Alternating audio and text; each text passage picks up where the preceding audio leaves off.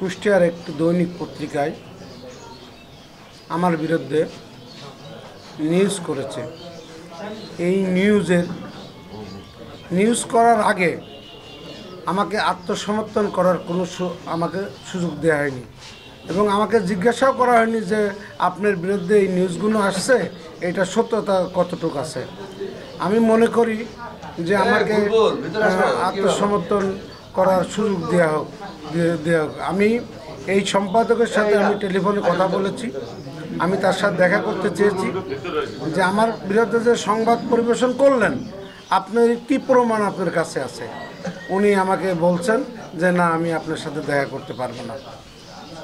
আমি বলছি যে আপনারা যদি আমার এই সংবাদের ভুল সংবাদ পরিবেশন করেছেন, যদি দুঃখ প্রকাশ করে যদি আপনারা যদি সংবাদ পরিবেশন না করেন তাহলে আমরা আইনের ব্যবস্থা নিতে বাধ্য হব।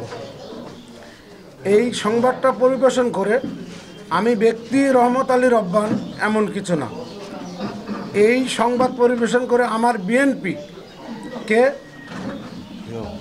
হেয়পূর্ণ করা হয়েছে এবং বিএনপির ভাবমূর্তি ক্ষুণ্ণ হয়েছে। আমি রহমত আলী রব্বান কোনো ব্যাপার না, কিন্তু বিএনপিকে জড়ায়ে সংবাদ পরিবেশন করা হয়েছে।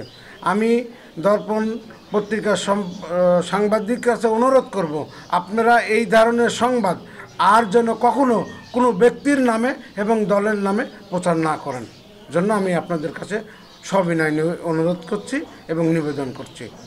তারা দুঃখ প্রকাশ না করলে এবং প্রতিবাদ যদি না ছাপায়, আগামীকালকে আমরা তাদের উকিল নোটিশ দেব, যেটা আইনের প্রক্রিয়া আছে সেটা আমরা শুরু করব ইনশাল্লাহ।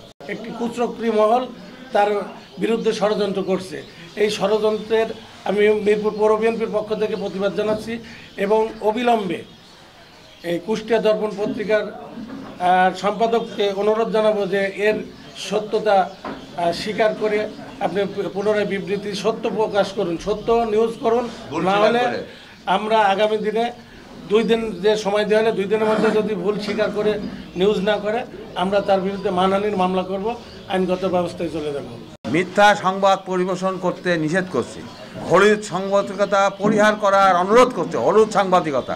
এবং এই যে সংবাদ প্রচার করেছে এতে আমার মিরপুর থানা বিএনপির মানহানি হয়েছে এবং আমার দলের মানের ক্ষতি হয়েছে, ক্ষুণ্ণ হয়েছে।